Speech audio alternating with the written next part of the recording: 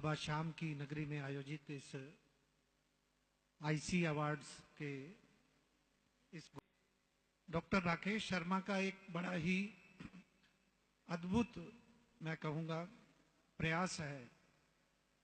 मैंने समाज सेवा करते बहुत लोगों को देखा है, लेकिन इस अंदाज से समाज सेवा करना ये मैं पहली बार देख रहा हूं कि समाज में जो लोग अच्छा कर रहे हैं उनको किस तरह से सम्मानित कर प्रोत्साहित किया जाए, किस तरह से ये जो अच्छाई समाज में हो रही है उसको और आगे बढ़ाया जाए।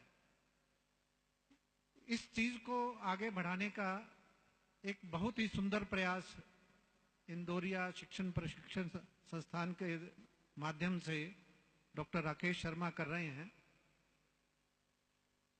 ये अवार्ड देने का कार्य सरकार के माध्यम से भी किया जाता है, पर जिस अंदाज से आप कर रहे हैं वो वाकई में सराहनीय है। जितने भी लोग आज सम्मानित हुए हैं, मैं उन सबको तहे दिल से बहुत बहुत बधाई देता हूं।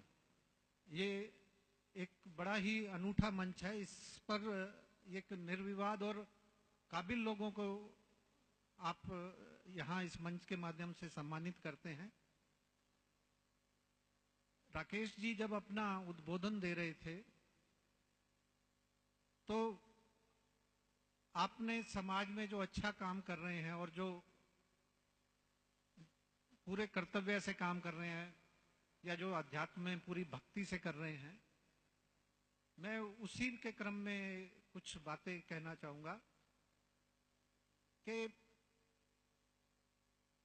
समाज से हम पूरे जीवन लेते हैं और जब मौका मिलता है हमें समाज को वो अपना ऋण चुकाने का प्रयास करना चाहिए। जो यथासंभव हम दे सकते हैं हमें देने का प्रयास करना चाहिए।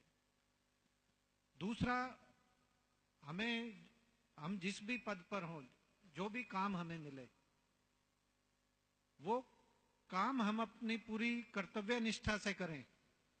मेरे ख्याल से यही सच्ची देशभक्ति है। जिम्मेदारी हमें मिली है, अगर उसे हम पूरी ईमानदारी से निभाते हैं तो ये सबसे बड़ी देशभक्ति है। और दूसरी बात जो डॉक्टर राकेश शर्मा अपने उद्बोधन में कह रहे थे, एक बुजुर्ग के बारे में आपने जिक्र किया कि 4 बेटे हैं और फिर भी ऐसा करना पड़ा। मैं बिल्कुल आपकी बात से सहमत हूं। हमें भक्ति करने के लिए कहीं कोई मंदिर में जाने की जरूरत नहीं है।